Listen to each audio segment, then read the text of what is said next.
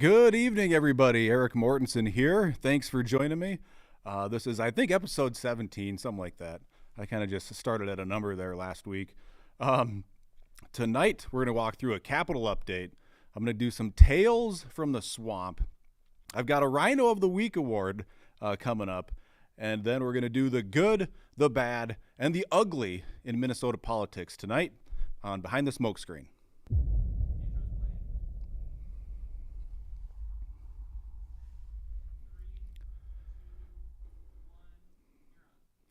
All right, so first up, it's been a busy week at the Capitol. I think they're 4 weeks into their legislative session. The last time, or last Thursday, they were debating, I think it was House File 1, and it went late into the night. No, that was Friday. Excuse me. Friday is when the Senate took up the bill, and they went late. I think they were there until, 3 o'clock in the morning before they finally passed that bill. And so clearly, Democrats like Grant Housechild, Kupik, Picnic, Dipshit, whatever his name is, Putnam, and Judy Seeberger, they're sold out. Like, these people are totally sold out. I'm going to give you a couple more examples of how all those Senate Democrats have clearly sold their souls to Metro Democrats, right? Party leadership to Tim Walz. I've got several examples here to go through, but starting with that, last Saturday morning, 3 o'clock in the morning, they all voted for that bill, House File 1, which again is unrestricted access to abortions. Probably not a huge surprise, the fact that they even did the vote, but that is, again, the difference between Republicans and Democrats in St. Paul here, is when the Democrats have power, they use it, and they force the members of their caucus to actually cast those votes. And leadership got what they wanted. They got those people to fall in line. Next up, Monday. So we're talking, 3 days ago, the House brought up which one is it? It was the IDs for all, House File 4. House File 4 was on the floor on Monday. Same result, right? These guys are just so emboldened. They just crammed this thing through. It was interesting watching some of the debates, though. Some of the debates on the amendments, they had amendments like, look, how about we just not give driver's license to known terrorists, people on the terrorist watch list? How about that? How about we just don't give them driver's licenses? But of course, these crazy Democrats in Minnesota, they're like, oh, you're crazy. Of course we need to give terrorists some driver's licenses. That has to happen. Driver's license for all. Apparently, everybody, maybe my 13-year-old can go get a driver's license. So that happened on Monday. Absolutely insane stuff. Including, I think a week ago I messed up when I talked about this bill, because I said I think they're going to have something on the back that says not for voting. But I was dead wrong. That did not happen. In fact, Republicans offered amendments to say, well, I think there are at least two amendments that said this. One of them, to her credit, was Representative Fogelman, Marge Fogelman. Just says, look, let's put on the back of this thing not to be used for voting. But we know that's exactly what the Democrats want, so they shot down those amendments. Absolutely crazy stuff. And I was thinking about this stuff on the way to work today, because the Democrats did the same thing, I believe it was 4 years ago. In 2019, they introduced the same bill. The guy that I ran against, Brad Tapke, was a co-author in the bill. I'm pretty sure he's a co-author on this year's bill, too. And what Tapke said on the floor on Monday, and I heard a lot of them puppeting this message, is that it's going to improve the safety on the roads. And they cited California, that there's fewer hit and runs. Look at the data, fewer hit and runs in California once they gave driver's licenses to illegal immigrants. But that, as I dived into this data point, now granted that was 4 years ago, so I have not looked it up, shame on me. But I wanted to understand that more, and as I dived into that, to me, that's a fool's gold metric, just to say, well, yeah, we have fewer people crashing into each other and driving off. That's, I guess, a nice thing. But when you look at the number of accident-related fatalities in California and other states that have passed this, they're actually on the rise. So it's a total fool's gold metric just to say or hit and runs are on the decline, because what is the outcome of the hit and run? I think that's what's most important. And there's data that backs that up. So I think this public safety argument that Democrats made is total hogwash, and they know it. Like, these people aren't as stupid as people tend to think they are. And I should take a moment here to kind of sound preachy, but I remember learning this lesson, 15 years ago probably, when I was working with a very challenging customer who was in a very powerful position. And I remember walking out of a meeting thinking, this person's an idiot. Like, this person's just stupid. But the lesson I learned was people in positions of power are rarely stupid. What you have to understand is what their motivation is. But I would say rarely, now they can be. Alexandria Ocasio-Cortez is a good example. But rarely are people who find themselves in powerful positions stupid. You just have to start to understand what is their motivations. And of course, for politicians, it's largely stay in office. That's what they care about. What else here? Oh, I forgot to bring this up. I'm going to go back to this bill, House File 1 in the Senate, because this was just crazy. So my little notes reminded me here. So Senator Jeff Howe, he posts this thing on his Facebook page late in the morning on Saturday, or maybe Saturday afternoon, and I think we're going to throw it up here. But he posts this image of him in his tie, and he's got this tie on that says, stand with life or something like that. And he puts in this post that he was threatened by, he just said that somebody on a committee, some Democrat threatened him that if he didn't take that tie off, that he was very careful with his pronouns in his post, that they would not hear his bill in their committee. And I thought it was super interesting. In fact, I screenshot it. I think this is my screenshot I took. And I posted it on Facebook because rarely do you see these guys like just be that transparent. And he wasn't even, he left a lot of meat on the bone there, because I was wondering, well, who the heck is it? Like, don't just fall short and say somebody threatened me on the floor. Like, expose these people. That's what I did at the Capitol for the 2 years. So I want to know, who is this person? So, of course, I started looking up, well, let's find the bill. Let's see what committee it's in. And then there's even some people on Facebook. Action for Liberty asked him, well, who is it? Is it Ann Rest? And he confirmed, yes, it is Ann Rest, the chair of the Senate Tax Committee, threatens Senator Jeff Howe to fall in line, do as she orders, take off that tie, or your bill is dead in her committee. And I highlight this because this is exactly what I've been talking about for 2 years, that the way the Capitol works, it doesn't matter if he's friends with Ann Rest. It doesn't matter if he has a relationship with Ann Rest. It's not about friendships. It's not about relationships. Everybody in that building is telling each other, do what I want you to do, or I will inflict some political pain upon you. And it's a matter of who has the ability to wield the most political pain in order to drive the change that they want. And that's where I always say the people have the most ability to inflict political pain. It's not the politicians. But I think that's such a hugely important point, and I'm sure he didn't even really understand that that's what he was admitting, is this place works on political threats. Do what you're told or else. And that's what they did to me. I mean, I had Drazkowski and Munson calling me saying, hey, you got to stop doing this. You got to stop exposing what other Republicans are doing. And what I always told them was, look, if these other Republicans, your friends at the Capitol, are upset with me because I'm calling them out for blocking votes on the Never Again bill, blocking votes, the Republicans down there blocking my votes to stop vaccine mandates, if they want me to stop doing that, it's very simple. They should change their behavior, because what I was doing was what the people were demanding. But of course, what they were saying is, no, you need to stop Mort, or else we'll kick you out of caucus. Like, that is at the core one of the most important things that people need to understand, and it's time for people actually to use those same tactics against the politicians, because they largely work. I guess to Jeff Howe's credit, he didn't take his tie off, so way to go, Jeff. But let's see. Then I got to get to this. This was super interesting. I think the House or the Senate is debating House File 7 right now. That's that crazy carbon-free bill, carbon-free electricity by 2040. So I don't know, what is it, 20 below right now? Probably 30 below wind chill.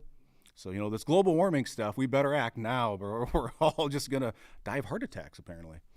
But Senate File 12, this was really interesting. And I have to give some of the Republicans in the Senate some credit for this, because they finally showed a bit of a backbone, which isn't too tough when you're in the minority.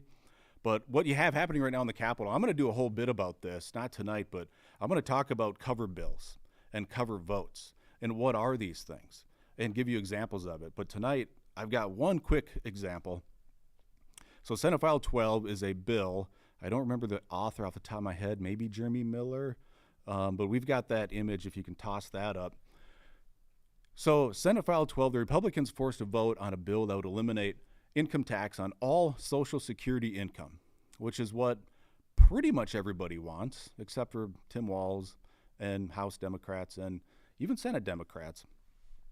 But people all across the state are saying, hey, look, I've already paid income taxes, right? You paid income taxes on the earnings when you were working, and now as you're collecting the benefits, you're paying income taxes again. They're getting double whacked.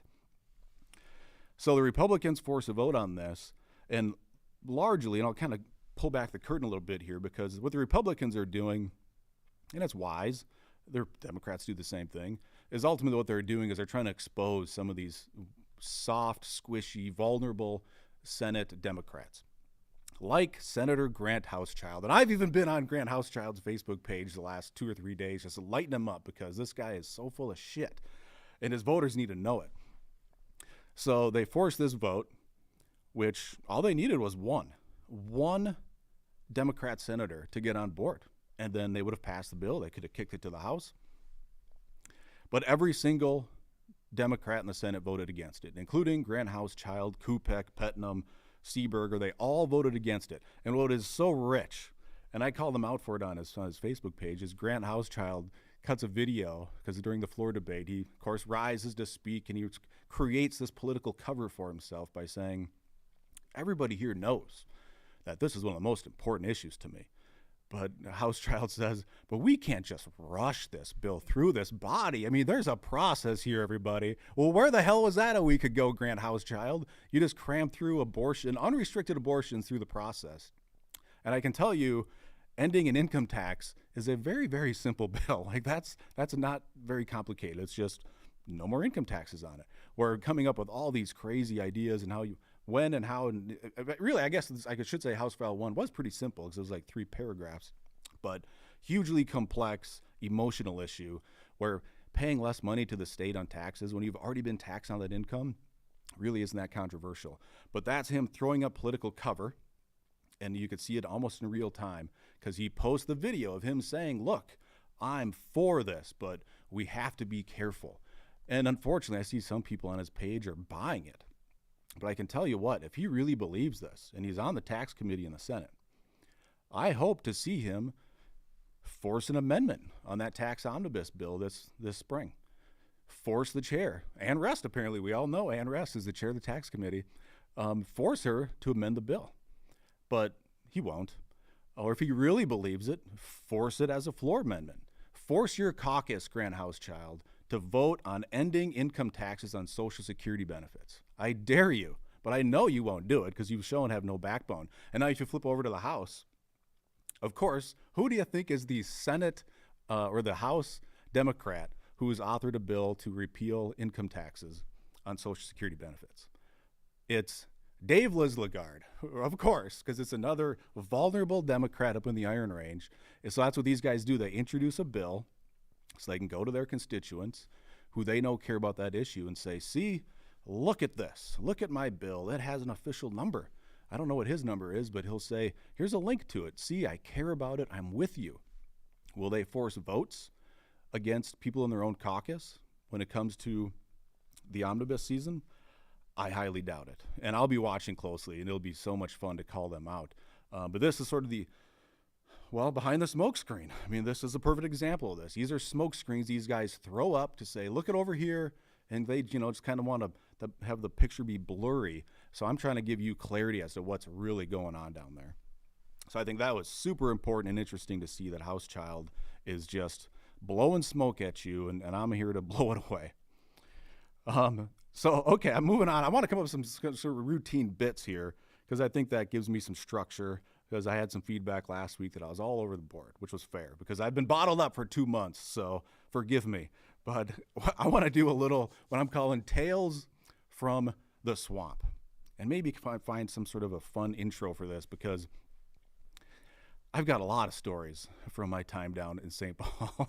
And I'm so torn which one to make this first go around. But I've decided what I'm going to tell you about is, I call this the Mask-Free Caucus. I have 2 stories, actually, but it's all summed up under Mask-Free Caucus. And some people are going to be mad at me for telling this story, but whatever. So I get to the Capitol, not wearing a mask. I have a caucus meeting, right, in the new House Republican caucus. And everybody funnels into, I think it was either Tim Miller's office or Drazkowski's office, but everybody funnels in. I've never been to a caucus meeting before. I'm just saying, oh, we're going to show up in caucus. And everybody is wearing masks as they funnel into this office, except for me. And maybe my LA wasn't at the time. But we stroll in, and as soon as the door closed, and at the time, the rule in the House was you have to wear a mask at all times unless you are in your office working alone. That was the only exception. So we all funnel in office, and everybody's masks come off. And everybody's staffers and Munson and Draz are like, yeah, we're the no mask caucus. We're the no mask caucus. And I was looking around like, oh, you sons of bitches just had masks on until you got inside this office. What are you talking about? The no mask caucus. But I bit my tongue, and it's like, okay, whatever. And so a couple days later, I go walking by Draz's office, and I have no mask on, and he is in his office alone. So he's sitting at his desk with no mask on. And he comes walking up to me, and as he approaches the doorway, the threshold to his door, he puts his mask over his face. And he says, hey, Mort, we really do have to wear masks in here. And I said, I thought we were the no mask caucus. Or no, I said, are we the no mask caucus or are we not? And then he lowers his mask and goes, yes, we are. And I said, all right, sounds good. I go back to my office. But it's just the lack of courage down there is honestly frightening. And then the other quick story around this no mask caucus stuff. And I'm just telling this stuff because I think it's entertaining. You can tell I thoroughly enjoy telling these stories. So I come outside of my office. Again, the Capitol building's closed to really everybody except, legislators and staff. And Munson's in the hallway. Now Representative Walter Hudson was there. Munson snuck him in to do a podcast, which is fine by me. And there's a couple other people. There's 5 or 6 of us standing in this circle. And Munson has his mask under his chin. Walter had no mask on. Nice job, Walter. And all of a sudden, we're all just talking, and about 50 feet down this hallway, this sergeant of arms, kind of this internal house security guy, it was literally like a Scooby-Doo cartoon. This guy just pokes his head out from behind this corner like you would see in a Scooby-Doo cartoon. And Munson and I are both looking in this direction, and he throws that mask over his face so fast, and he moves so quick, he startled me because I kind of looked at him like, what do you, settle down, I think it'll be okay. And I'll just never forget those things that these guys talked about. Yeah, we don't comply to these mandates, and I'm guaranteed they encourage you not to comply to these mandates. But inside that Capitol building, you better believe they tucked tail and they complied. Really sad. So maybe not all my Capitol stories, my tales from the swamp will be that. I do think that's kind of sad, but it's enjoyable too at the same time. I've got lots of them, so we'll get into more of those here down the road. And then moving on to this. I'm really excited about this because the reality of politics is almost the opposite of what almost everybody thinks it is. Which makes a lot of things that, I tell people when I'm speaking, they find it hard to believe. But, like Action for Liberty show, the truth hurts. That's all I'm going to give you is the truth. The reality, and I understand it is the reality. Not everybody's willing to accept it. A lot of people just aren't ready for the truth. So this next thing we're going to talk about, I'm calling it the good, the bad, and the ugly. So the good, the bad, and the ugly groups, people of Minnesota politics. Because I'm going to break these down. I've got a handful of these we can do. Because it's important people to know who are really the good groups, the good people, who are the good or the bad, and then who are just the downright ugly.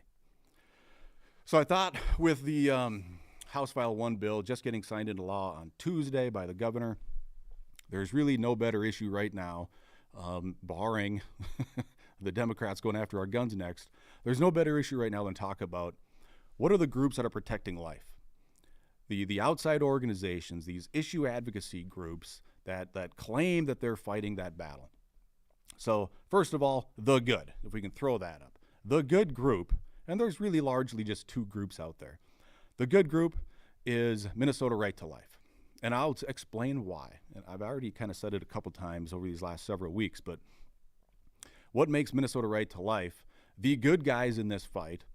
It's kind of a common theme that you'll hear me talk about for a lot of these organizations, is they're not afraid to take what politicians do, politicians like Grant Hauschild and Judy Seeberger. They're not afraid to take their actions in the legislative season and connect it during the campaign season to make sure voters know how they behaved while they were in office.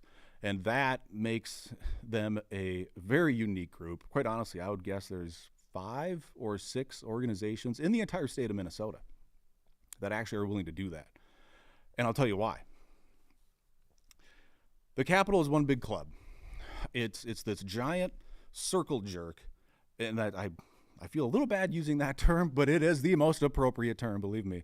It is a giant club, and it's not just the politicians, it's the outside groups. So what ends up happening is the outside groups praise the politicians praise the outside groups, at least the outside groups that give them praise, right? So the outside groups have to praise politicians. The politicians give them praise back and encourage people to donate to those organizations. And then once those donations come in, those organizations endorse those same politicians, and then the circle goes on and on and on. So organizations like Minnesota Right to Life, they don't participate in that game.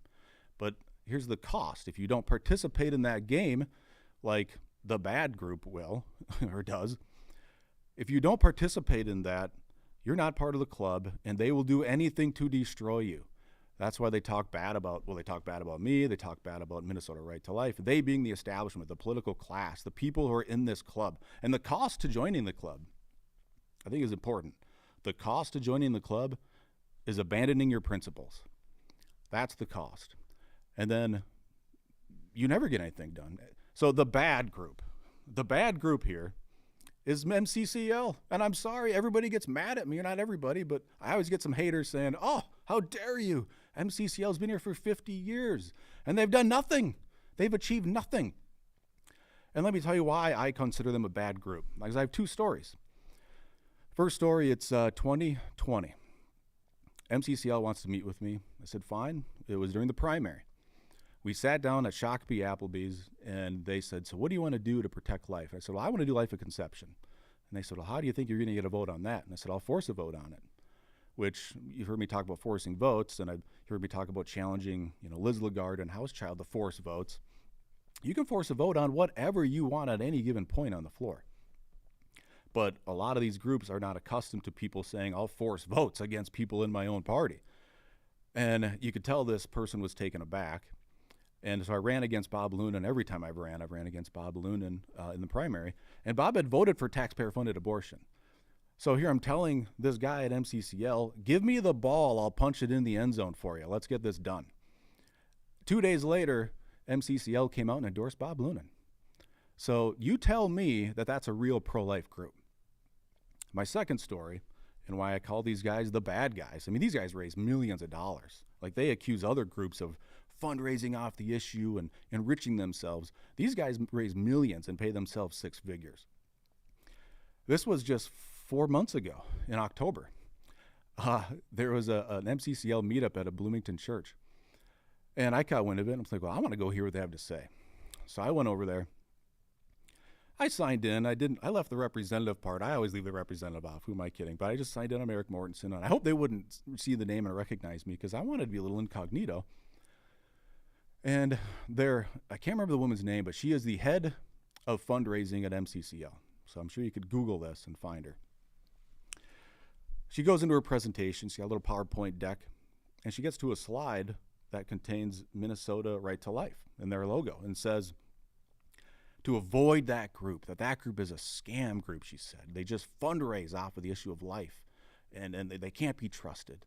And that's where I just couldn't take it anymore. And I raised my hand, and I said, I'm Representative Eric Mortensen. I introduced the Life of Conception bill, and this group you're claiming is a scam group. They've had my back. Like, I've never even heard from you guys. I told her, and this is very true, she bragged about how they had two full-time lobbyists at the Capitol. And I said, if you do, I've never seen them, never heard from them. I introduced Life of Conception bill the first time in the history of the state of Minnesota. You don't think to reach out to me? And now you're going so far as to call Minnesota Right to Life a scam group when they've actually had my back. I see them running political ads in my district. You guys haven't done anything in my district. So again, they're not, tying legislative activities to campaign activities or campaign season. And I just flat out, I asked her, well, don't you support Life of Conception? And this is 5 minutes after she said that MCCL wants to support life from conception to natural birth. And I said, well, what about my Life of Conception bill? And she said, well, that's a little extreme. We don't know if we're quite ready for that. That's MCCL. And I dare them to challenge me that that's not true, because I have my ways of making it very clear that's true. So that's why I say MCCL is a total fraud group. Now, they have rallies and they get people worked up and they raise a bunch of money, and I get that. But when they consistently endorse Republicans who publicly fund abortion and then come around and attack groups like Minnesota Right to Life, when they helped me draft the Life of Conception bill. So that's the good. The good to me is Minnesota Right to Life. The bad is MCCL. Now, the ugly, well, it's Sandra Feist. We'll just keep it at that. It's Sandra Feist, the woman who thinks boys can have menstrual cycles. The lady's crazy. So hopefully that image was up. Can somebody confirm, please? Yeah. All right, good. I can't see what's getting thrown up. So the last thing I want to talk about and have a little more fun with this, and you can tell I'm trying to weave in like what's really going on at the Capitol, some fun stuff, education, and talk about what you guys can do to get involved. So this last thing that I just think is a ton of fun, that's at House File 1 bill. There was one amendment that honestly could have been much, much stronger, if I'm just being very honest. Nate Wiesenberg brought up an amendment, a Life of Conception amendment. I thought it could have been way stronger. But I was interested to see how are the Republicans going to vote on this Life of Conception amendment, which should be the polar opposite to what that bill, ended up doing, now that it's law. And every single Republican voted for that amendment except one. One person refused to vote at all. And she had just voted 5 minutes earlier. She voted right after that amendment. So maybe I should give her this much of the benefit of the doubt. Maybe she was in the bathroom. I don't know. But regardless, I'm going to give her, come here, you, the Rhino of the Week award to Senator Carla Nelson. And maybe I need to do a better job at fixing these things, but it's obviously goofy, and so is she. And she is definitely a rhino down in the Rochester area. She has been horrible in the Senate for the whole time she's been there. So congratulations, Senator Carla Nelson. You are the Rhino of the Week.